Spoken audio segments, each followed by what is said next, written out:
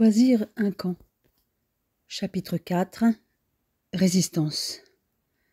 Walter, avril 1944. Louise passe me voir régulièrement depuis ce soir de mars, lorsqu'elle est de garde de nuit. Mais ce 28 avril, je m'aperçois immédiatement qu'elle ne vient pas seulement discuter. Il y a une urgence. Nous avons tous entendu les bombardiers B-17 passer au-dessus de nos têtes. Mais le ciel est bien trop nuageux pour qu'ils puissent atteindre leur cible, vraisemblablement la base de Sodvast. Mais la flaque a peut-être descendu un ou plusieurs de ces avions. Mon infirmière préférée me confirme la justesse de mon intuition. La résistance a recueilli un des aviateurs américains et il est blessé. Cette fois, il n'est pas question d'une intervention chirurgicale complexe, mais juste d'une immobilisation pour une fracture du tibia et du péroné droit, à la suite d'un mauvais atterrissage après avoir sauté en parachute et vraisemblablement aussi une fracture du plancher sous-orbitaire droit. Louise m'entraîne dans son sillage et, à ma grande surprise, l'infirmière en chef de chirurgie est auprès du blessé. Comme d'habitude, le matériel est déjà prêt. Mon col trahit mon appartenance à la Wehrmacht. Aussi le blessé a un mouvement de recul en me voyant. « Don't be afraid, he's on our side », lui dit Louise. Le GI continue néanmoins à se montrer méfiant, mais il se laisse examiner. La cheville présente un volumineux œdème et une légère déformation. Le pouls pédieux est bien présent, montrant qu'il n'y a pas d'atteinte vasculaire. « Can you wiggle your toes » lui demandai-je. Il s'exécute avec une grimace de douleur, mais il parvient à faire bouger ses orteils, ce qui laisse penser qu'il n'y a pas non plus de lésion nerveuse. La radiographie du membre inférieur qu'a réalisé l'interne ne montre pas de déplacement osseux au niveau de la jambe. Celle du crâne indique bien une fracture du plancher de l'orbite associée à une fracture du rebord orbitaire. Bien, pour l'instant, je vais réduire la fracture du tibia péroné avant de l'immobiliser, expliquai-je aux deux infirmières. En revanche, pour le plancher orbitaire, il faudra intervenir quand l'œdème aura diminué. Cela va demander quelques jours. Le problème, dit la religieuse, c'est que ce soldat va sûrement être recherché par les vôtres, Oberstabsarzt, et s'ils le trouvent ici, je ne donne pas cher de sa peau. Je ne vois qu'un moyen, le cacher dans mon service. Walter, c'est très risqué, intervient Louise. Je ne vois pas d'autre solution. J'ai une idée, propose-t-elle. Il faut au moins que ce soldat paraisse être allemand, donc avec un uniforme et une plaque d'identification, afin d'être moins repérable. Louise explique donc son idée au soldat et ce qui l'attend. Plâtre du pied à la cuisse pendant au moins 6 semaines sans appui et intervention dans quelques jours pour sa fracture au niveau du visage. Elle lui précise aussi qu'il va être caché dans le service de Walter et qu'il ne devra pas parler. Elle parle anglais beaucoup mieux que moi. Je suis loin de savoir tout sur elle. Je vais veiller à ce qu'il n'y ait que 2 religieuses infirmières qui se relaient auprès de lui, dis-je à l'infirmière-chef. Herr Oberstabsarzt, vous prenez de grands risques. Vous pourriez être dénoncé, argumente la religieuse. Je le sais, ma sœur. Comme je l'ai déjà dit à Louise, je suis médecin. Certes, mais entre soigner et cacher un ennemi que les vôtres recherchent, il y a une différence. Vous pourriez être jugé pour haute trahison. La religieuse a raison, mais je maintiens ma proposition sur le regard de Louise, dans lequel j'ai cru voir une lueur de peur. Peur pour moi? M'aimerait-elle au moins un peu? Je ne peux détacher mon regard du sien. Je sais pertinemment que je me mets en danger. Je trahis mon pays en cachant un aviateur ennemi. Et le pire, c'est que je ne regrette rien. Le seul moyen d'abattre les nazis, c'est que les Alliés remportent cette guerre. Si certains de mes confrères pouvaient lire dans mes pensées, il y a longtemps que j'aurais été fusillé. Peu importe. Nous organisons le séjour du blessé que je réussis à mettre dans une chambre individuelle sous prétexte d'un problème infectieux. Il est enregistré sous le nom d'un soldat allemand, tué lors d'un sabotage dont la plaque d'identité a été copiée par les résistants. Du moins, c'est ce que m'a affirmé Louise. Ces terroristes pensent vraiment à tout et ne se contentent pas de fabriquer des faux papiers, parfois plus vrais que nature. Lorsque notre patient est installé, Louise passe me voir dans mon bureau, avec un substitut de café. « Comment se fait-il que vous parliez si bien anglais ?» lui demandai-je, après avoir bu une gorgée. « Avouez que vous avez été estomaqué, se moque-t-elle. Vous ne savez pas tout de moi, Walter, loin s'en faut. Je ne demande pas mieux que vous me dévoiliez tout. » Elle a dû saisir le double sens de mon souhait, car elle rougit légèrement, ce qui la rend encore plus attirante. Si je parle anglais couramment, c'est parce que je le parle depuis que je suis toute petite. Ma mère est écossaise. Elle a connu mon père pendant la Grande Guerre. Elle avait débarqué avec les troupes britanniques, comme infirmière. Elle n'est jamais repartie.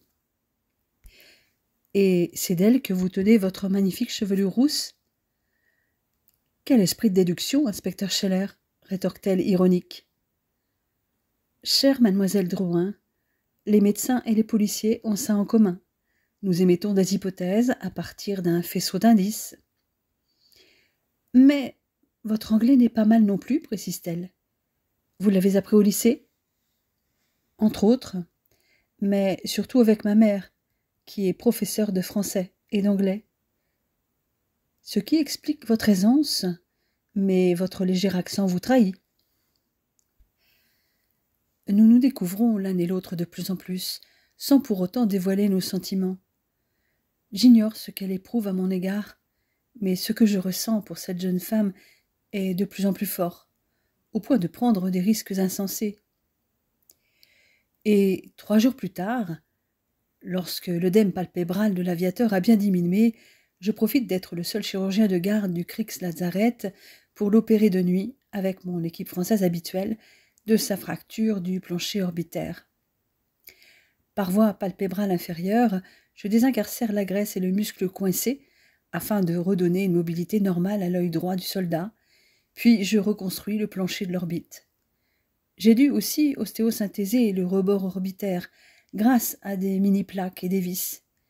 Il ne nous reste plus qu'à organiser l'évacuation de notre blessé le plus rapidement possible. Car les agents de la Gestapo sont déjà venus vérifier que l'aviateur n'avait pas été pris en charge à l'hôpital. Toutefois, comme je l'espérais, ils ne sont pas allés jusqu'à fouiller notre lazarette. Mais je crains qu'ils reviennent. Et surtout, plus le temps passe, plus le risque augmente que notre supercherie soit découverte. Le jour où le B-17 de notre aviateur a été abattu, un autre avion avait aussi été descendu, et 6 soldats américains avaient été tués, et 5 avaient été faits prisonniers. Autant dire qu'il en manquait, car l'équipage d'un bombardier B-17 est composé de 10 hommes. Le pilote, le copilote, le navigateur, le bombardier, qui sont des officiers, le mécanicien et un opérateur radio, tous deux faisant office d'artilleurs dans la partie supérieure du fuselage, et 4 autres artilleurs dans le ventre, sur les côtés bâbord et tribord et dans la queue. Donc, il manque 9 hommes, qui ont sûrement été pris en charge par la résistance. Aussi, les agents de la Gestapo, aidés des miliciens, sont sur les dents. Walter, 5 et 6 mai 1944. Le 3 mai, notre aviateur a été exfiltré et je respire un peu mieux, tout comme mes complices français. Mais l'accalmie est de courte durée, car Louise débarque 2 jours plus tard dans mon bureau en pleine nuit. Elle est affolée et je ne l'ai jamais vue perdre son sang-froid. « Walter, la Gestapo a des soupçons sur vous.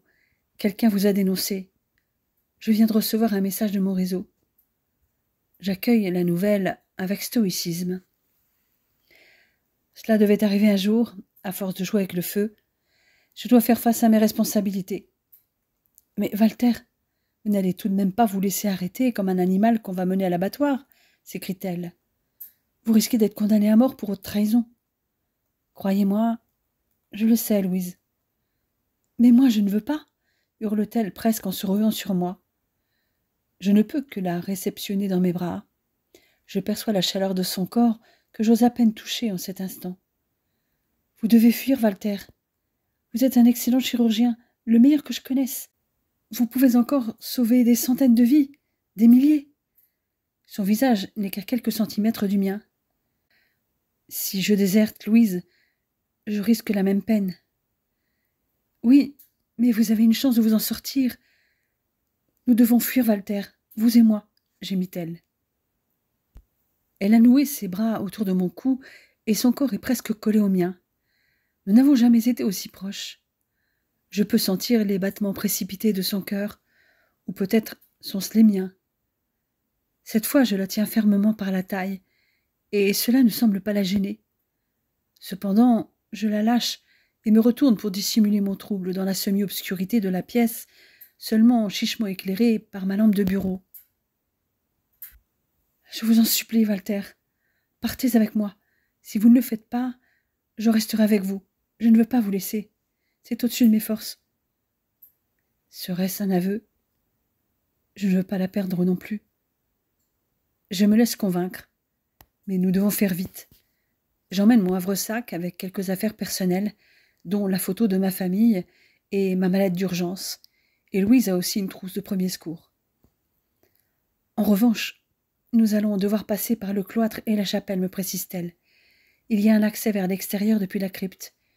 Une voiture nous attend à la sortie.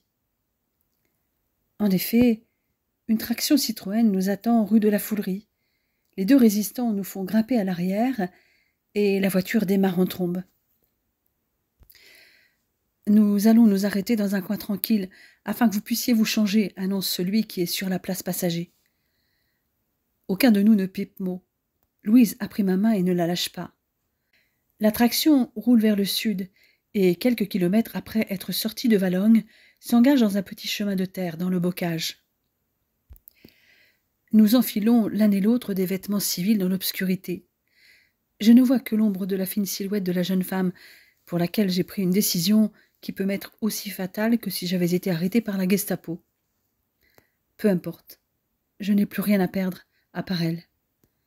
Nous remontons dans le véhicule qui repart en marche arrière pour rejoindre la route qui nous mène vers une destination que j'ignore. Comme s'il y avait une transmission de pensée entre moi et Louise, celle-ci pose la question. « Tu nous emmènes où, Scorpius ?»« Pas loin de chez toi, Juliette, dans une ferme. Ta mère passera ce soir. » Juliette? Je croyais qu'elle s'appelait Louise.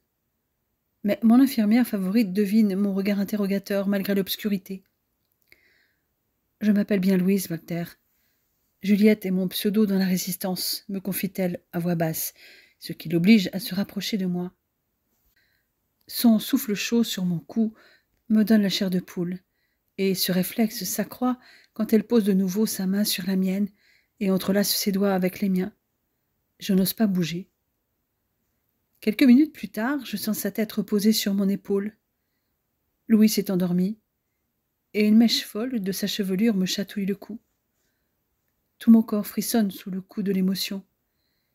Mais cet état de bien-être ne dure qu'une dizaine de minutes, car les chaos ont vite réveillé la belle endormie qui s'excuse de s'être laissée aller ainsi.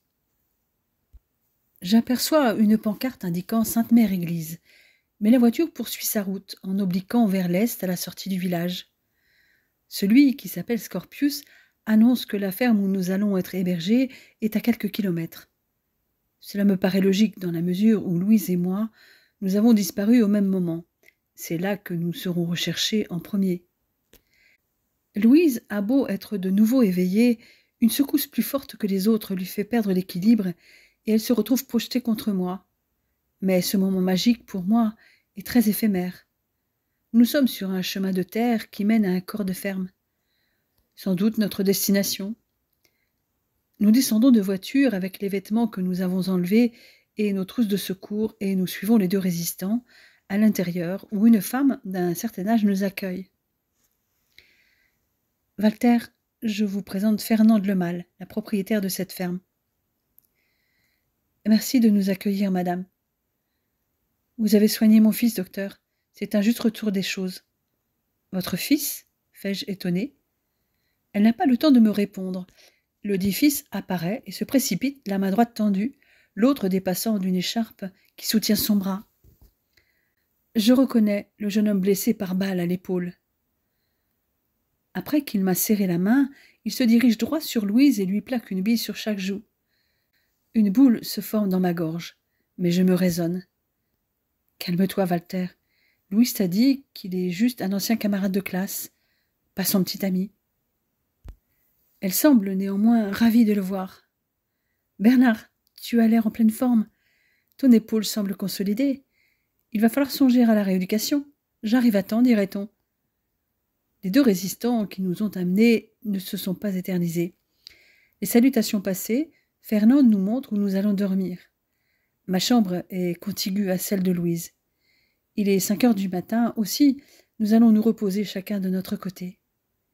Toutefois, je peine à fermer l'œil. Les questions se bousculent dans ma tête. Combien de temps allons-nous rester dans cette ferme? Vais-je rester avec Louise? Que va-t-on exiger de moi? Je finis par m'endormir et je suis réveillée par Louise, qui m'informe qu'un petit déjeuner nous attend dans la cuisine. Bernard nous accompagne et nous demande ensuite de le suivre. À la moindre alerte, vous devrez tout de suite, tous les deux, vous cacher, car vous allez certainement être recherchés.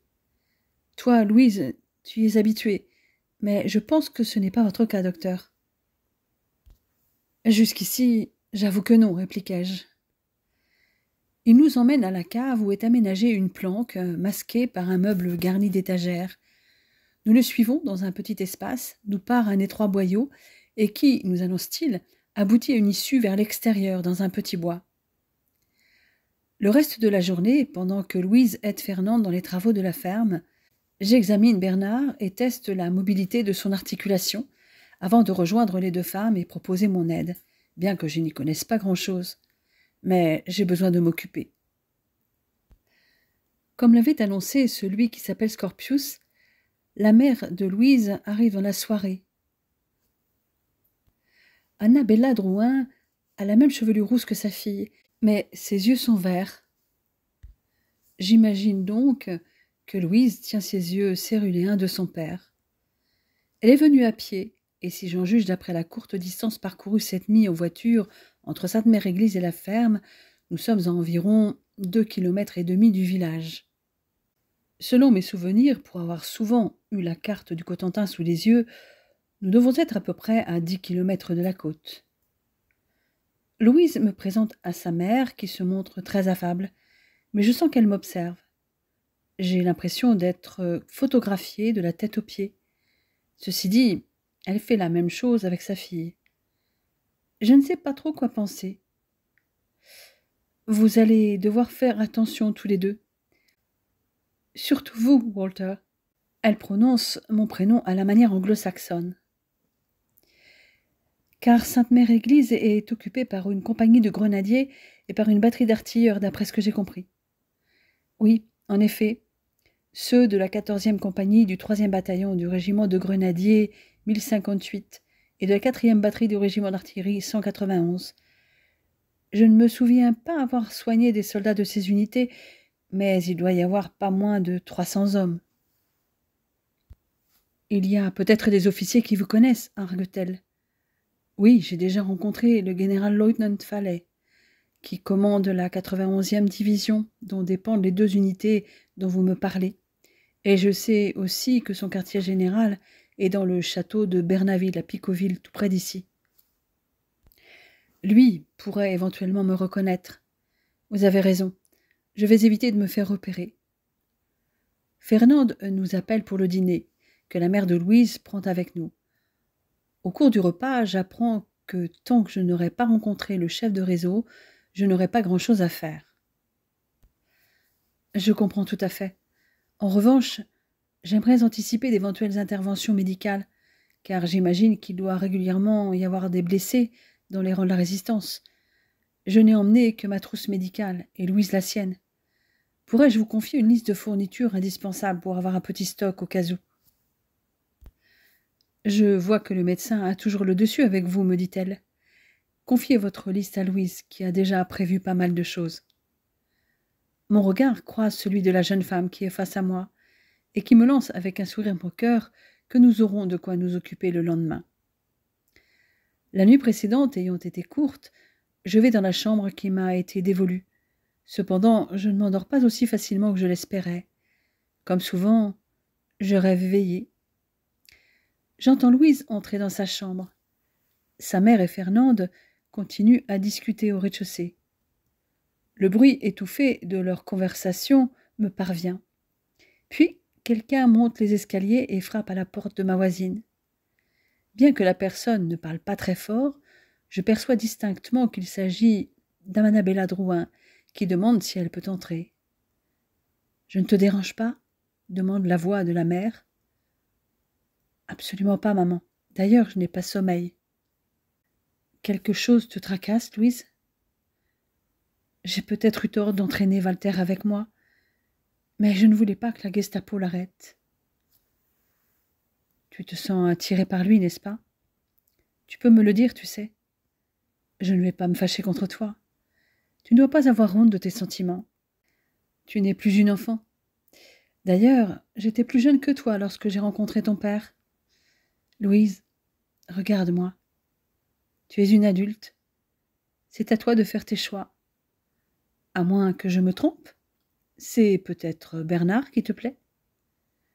Lorsque j'entends cette hypothèse, mon cœur rate un battement. Le silence qui suit ne me rassure pas. Lequel est-ce ? Walter ? Bernard ? Ou bien est-ce la différence d'âge entre toi et Walter qui te fait peur ? Si c'est cela que tu crains, je te rappelle que ton père a 8 ans de plus que moi. Ma respiration se bloque lorsque ce détail est soulevé par Annabella. Je ne sais pas, répond la voix de Louise. Qu'est-ce qu'elle ne sait pas ? Me demandai-je. Si elle est plus attirée par moi que par Bernard, ou bien si la différence d'âge entre nous lui fait peur. Je suis certaine qu'au fond de toi, tu le sais déjà. Prends le temps de bien réfléchir à tes sentiments, à ce que tu ressens, Louise. Je veux que tu saches que je respecterai ton choix. Lorsqu'Annabella quitte la chambre de sa fille, je reste un moment désemparée. Nous ne nous connaissons que depuis le début de l'année. Elle ne sait de moi que ce que j'ai bien voulu lui dire, bien que je me sois beaucoup plus dévoilée qu'elle. Que pense-t-elle de moi en réalité ? Elle connaît certainement mieux Bernard, et physiquement il est plutôt pas mal. Il est aussi grand que moi, les cheveux plus longs et plus foncés que les miens. Nous sommes minces tous les deux.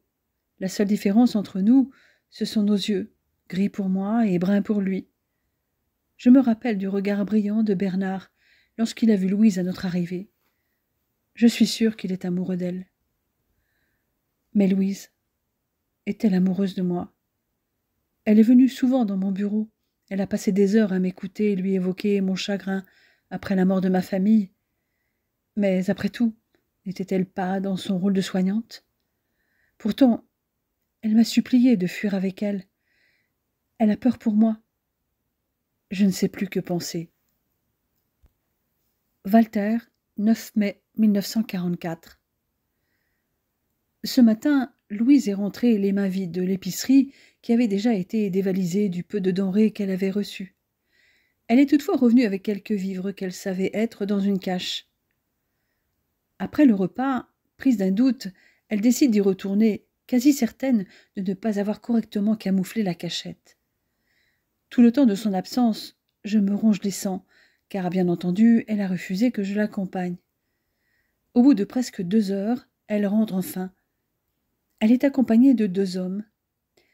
Le premier a les yeux aussi bleus que les siens, vraisemblablement son père. Le second a les cheveux ras et également des yeux bleus, mais d'un bleu délavé. Walter, je vous présente mon père, Étienne Drouin, et Pierre Mouline, le chef de notre groupe. Les 2 hommes me serrent la main et nous nous asseyons autour de la table. Je vais peut-être enfin savoir à quelle sauce je vais être mangée. Docteur Scheller, Juliette, enfin Louise, a beaucoup plaidé votre cause et nous savons tout ce que vous avez fait pour de nombreux civils, des résistants et même un aviateur américain. Vous respectez le serment d'Hippocrate et j'en parle en connaissance de cause puisque je suis moi-même un descendant d'une famille de médecins, de père en fils depuis le XVIIIe siècle. En revanche, comme tous les soldats et les fonctionnaires du Reich, j'ai dû aussi prêter serment à Hitler. Vous en connaissez le contenu? Pas exactement. Voici ce que j'ai été contraint de dire. Je jure fidélité et obéissance à Adolf Hitler, guide du Reich et du peuple allemand, et respect de la loi et accomplissement consciencieux de mes responsabilités officielles. Que Dieu me vienne en aide. Quant aux soldats, ils jurent devant Dieu obéissance inconditionnelle à Adolf Hitler, guide du Reich et du peuple allemand, commandant en chef des forces armées, d'être toujours prêts, comme des soldats courageux, à donner leur vie pour respecter ce serment. Je vois, ce genre de serment est lourd de conséquences. Rassurez-vous, je ne regrette pas de parjurer ce serment fait sous la contrainte à un personnage qui n'a que faire de son peuple. Mais ce que je vais vous dire, c'est qu'en jurant loyauté, les officiers et hommes de troupe des forces armées se retrouvent liés par l'honneur au Führer, même quand il ordonne à la Wehrmacht de commettre des crimes de guerre. Et la répugnance à violer leur serment personnel de loyauté est l'une des raisons principales de leur inaction contre ce régime criminel. Pire encore, ajoutai-je, là où les militaires de la Wehrmacht ne professent que l'obéissance inconditionnelle au Führer et où les militants du parti nazi ne font que la promesse de lui apporter à tout moment respect et obéissance, la SS exige de ses membres une obéissance jusqu'à la mort. Et je peux vous dire qu'ils obéissent sans se préoccuper de l'inhumanité de ce qu'on leur demande, comme exterminer des populations entières. L'homme est un militaire, un ancien aviateur, et il a bien compris où je voulais en venir. Bien entendu, il cherche à en savoir plus sur moi et sur ma motivation à rejoindre la résistance. J'insiste beaucoup sur mon rôle de médecin, qui n'a d'ailleurs jamais tenu une arme depuis le début de la guerre. Sans pour autant être objecteur de conscience, je répugne à m'en servir. La seule chose qui pourrait me pousser à en utiliser une serait de défendre ceux que j'aime. Mais ma famille a disparu sous un bombardement. Je réponds à toutes ces questions sans hésitation. Je glane aussi quelques informations au passage. Ainsi, je comprends que le père de Louise, du fait de sa profession de vétérinaire, peut circuler dans la campagne. Il en profite pour observer et situer les ouvrages militaires, glanant des renseignements qu'il transmet au BCRA, auquel est rattaché leur réseau. Lui et son épouse servent de boîte à lettres. Annabella assure d'ailleurs le secrétariat du réseau et l'hébergement de jeunes réfractaires au STO. Quant à Louise Juliette, les quelques missions qu'elle a effectuées étaient de transmettre des messages. Pierre Mouline reconnaît qu'à part une poignée de résistants, de pêcheurs et de résidents opiniâtres, bien peu d'habitants ne peuvent participer à une résistance active, tant les mesures prises par la police et la Wehrmacht sont pugnaces, notamment dans la partie nord de la péninsule, où sont installées de nombreuses rampes de lancement de V1. La situation des habitants de la Manche s'apparente à bien des égards à celle des résidents du département du Pas-de-Calais, précise-t-il. Pour s'adapter à la situation, les réfractaires et résistants n'ont d'autre possibilité que de créer des petits groupes de maquis très agressifs, mais capables de se dissoudre dans la campagne et de se reconstituer très rapidement. Après plus de 2 heures d'entretien avec le chef de groupe, celui-ci repart. Le père de Louise reste encore un moment. Je m'éloigne pour les laisser parler tous les deux, mais bien que les murs de la ferme soient loin d'être minces, quelques bribes me parviennent. « Tu ne le connais pas depuis longtemps. Comment peux-tu croire qu'il ne retournera pas sa veste ?»« Papa, tu ne comprends pas, je... » »« Fais attention. Confiance. Pourquoi as-tu insisté pour... »« Parce que je... » La voix de Louise, qui s'est pourtant faite plus aiguë à ce moment, ne finit pas sa phrase. Je n'entends ensuite que celle de son père, qui lui demande de ne pas s'impliquer pour le moment dans une mission, quelle qu'elle soit. Je suis d'accord avec lui. Je ne veux pas qu'elle se mette en danger. En revanche, je suis attristée qu'il lui demande de ne pas me faire confiance, mais je comprends aussi son point de vue. Je suis allemand. Ma place ici est donc plus qu'incongrue. Je pourrais utiliser ma profession de médecin comme façade et jouer un double jeu. » Que voulait dire Louise dans cette phrase qu'elle n'a pas terminée? Elle a insisté pour que je la suive parce qu'elle voulait me sauver la vie. Il me plaît de croire qu'elle a voulu dire « parce que je l'aime ». Mais elle pouvait tout aussi bien dire qu'elle m'apprécie, qu'elle m'estime comme chirurgien. Walter, 16 mai 1944. Pendant les jours qui suivent, des visiteurs se succèdent, respectant l'heure du couvre-feu. La mère de Louise passe quotidiennement. Chacun amène son lot de nouvelles. Après avoir bombardé Rouen, les Alliés se sont acharnés dans le nord de la France, puis sur les bases aériennes. Le 11 mai, c'était le tour de Caen. Les sabotages continuent et c'est vraiment la pagaille au niveau des voies ferrées. Nul doute qu'il y ait des représailles du côté allemand. Ils n'ont d'ailleurs pas hésité à arrêter le préfet Faugère et le sous-préfet de Cherbourg, au Digier, soupçonnés d'être des résistants, le 14 mai. Pourtant, en cette fin mai, les bombardements des Alliés se sont concentrés sur le sud et ce sont surtout les civils qui paient les pots cassés. C'est à n'y rien comprendre. Rommel pensait que les débarquements auraient lieu ici, en Normandie, d'où toutes les défenses construites ces derniers mois sur la côte, avec des barbelés partout, des asperges de Rommel, ces convois partout dans la région. Comme lui, je ne pense pas qu'un débarquement ait lieu dans le Pas-de-Calais ou en Bretagne, comme pourrait le laisser penser la situation d'alerte sur Brest. Ce qui est certain, c'est que cette multiplication de bombardements annonce quelque chose. Les messages sur la BBC sont aussi de plus en plus nombreux. Les intitulés sont parfois cocasses, et certains font rire Louise. Nous savons que quelque chose de sérieux se cache toujours derrière ces messages courts, mais je me demande où certains auteurs trouvent leur inspiration, comme le nain est dans le canon, je répète, le nain est dans le canon. Il faut avoir des pipes pour trier les lentilles.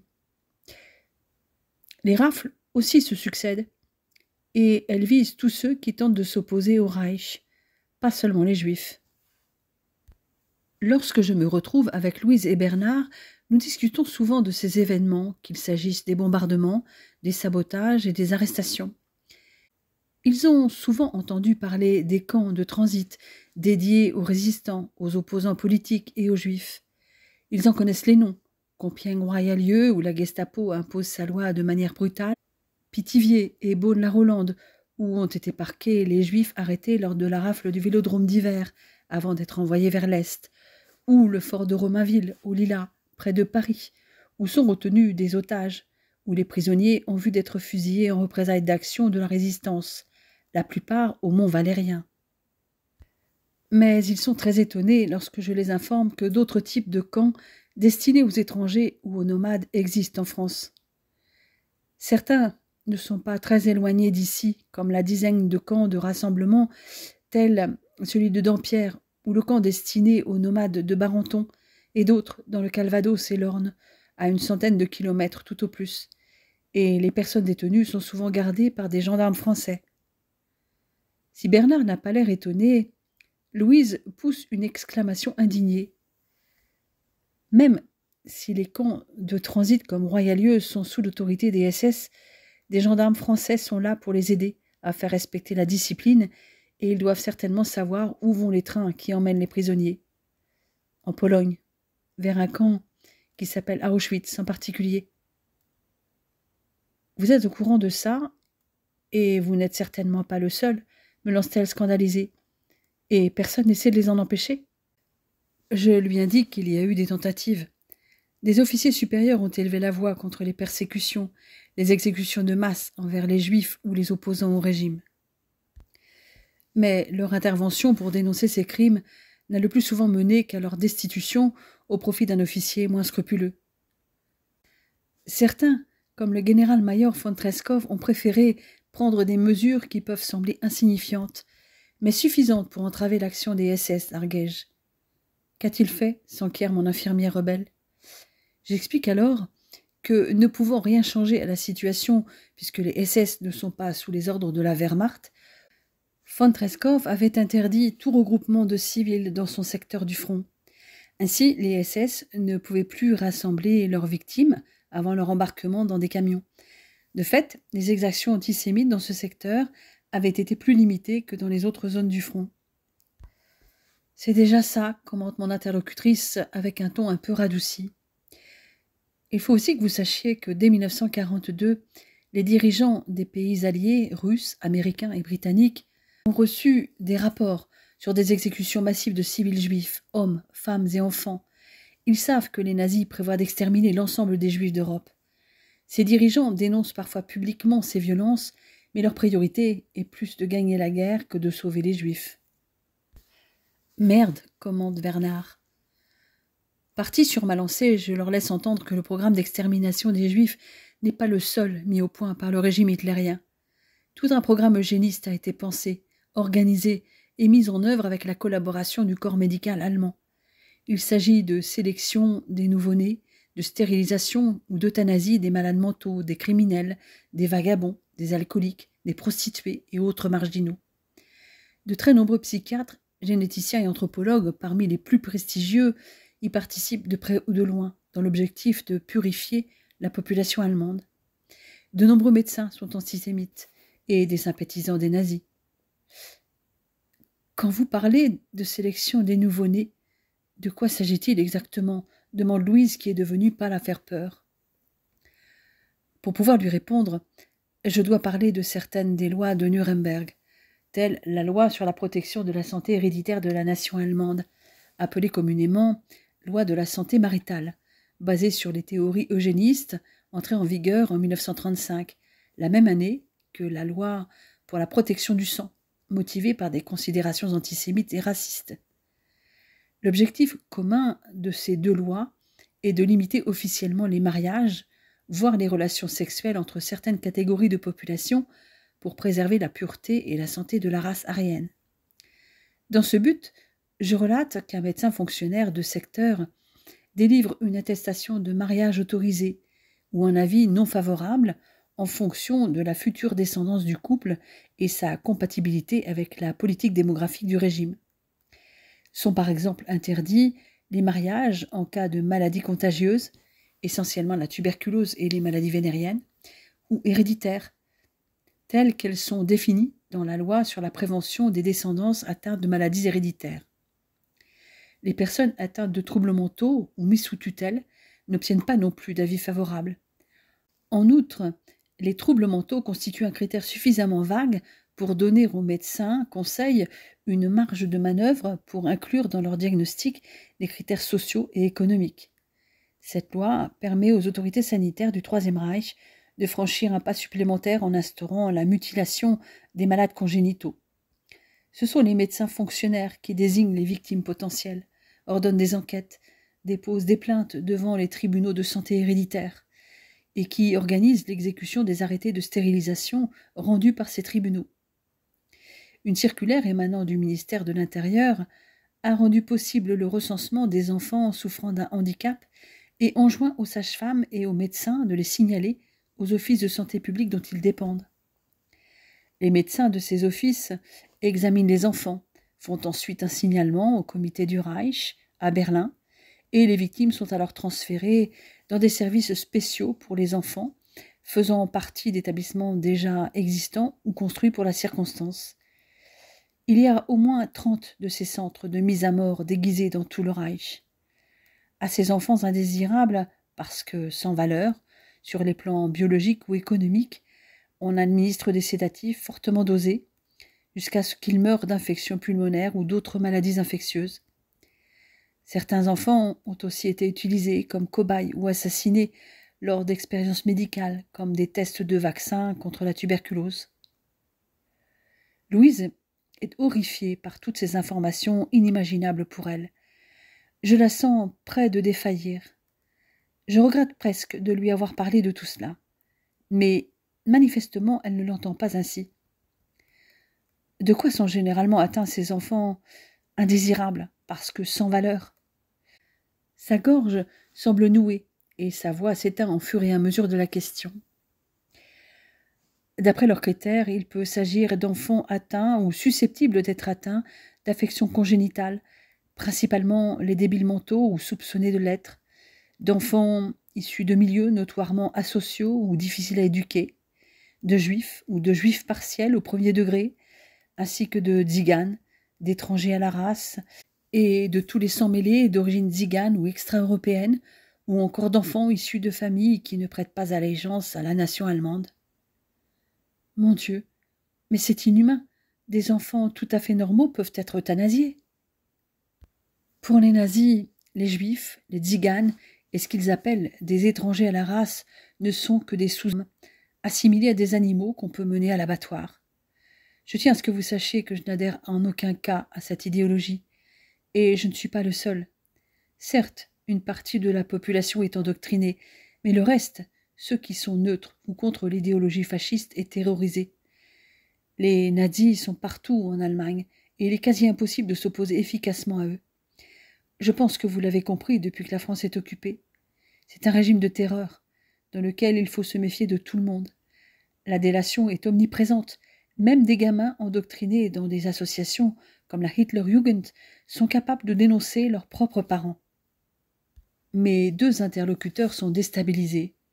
Ils sont en train de réaliser que les exactions commises sur les juifs, les résistants, les opposants, asociaux, malades mentaux, handicapés, alcooliques et autres, ne sont que la face émergée de l'iceberg. Quand je leur raconte qu'il existe un fichier d'hérédité nourri par les déclarations de naissance, incluant des critères sur la race remplis par les sages-femmes, et que dans cet inventaire du patrimoine génétique sont consignées une grande partie des tares et autres informations négatives concernant chaque Allemand, Louise et Bernard hallucinent. D'un côté, il y a une politique nataliste s'adressant au plus grand nombre, et de l'autre, des mesures visant à empêcher les minorités indésirables, pour des raisons de race ou de patrimoine génétique, de procréer, et à les exclure de toute politique sociale, conclus-je. Mais malgré ces discussions, le temps me semble long, comme à Louise. Elle va souvent marcher un peu aux alentours, et cette fin mai est très ensoleillée. Elle a du mal à rester enfermée dans la maison. Je l'accompagne quelquefois, mais j'évite d'en abuser et surtout je ne sors jamais seule. Je sais que les résistants me surveillent. S'ils savaient qu'ils n'ont vraiment rien à craindre. Louise manifeste clairement son envie d'aller sur le terrain, mais son père s'y est opposé et Bernard également. Lui et la jeune femme se chamaillent souvent à ce sujet. Le jeune résistant est vraiment très taquin avec elle. En fait, ils s'entendent bien et je sais qu'elle se confie souvent à lui depuis que nous sommes arrivés. Et pour être honnête, leur complicité me rend jaloux. Je voudrais pouvoir dire à Louise que je l'aime, que je suis follement amoureux d'elle, que je voudrais la tenir entre mes bras. Et si elle ne m'aimait pas? J'évite de penser à cette éventualité, car dès que j'y songe, mon estomac se contracte. Je ne sais pas comment je pourrais y faire face. Je préfère ne pas imaginer cette possibilité inenvisageable. Ses yeux bleus m'hypnotisent. Quand je suis seule avec elle, ce qui n'arrive malheureusement pas souvent, j'aimerais lui dire tant de choses, autres que nos habituelles conversations. Mais dans ces cas-là, ma gorge se serre, mes lèvres restent scellées comme si elles étaient collées. Lorsque je retrouve une contenance et que je me décide à prendre la parole, Bernard débarque toujours pour lui demander quelque chose.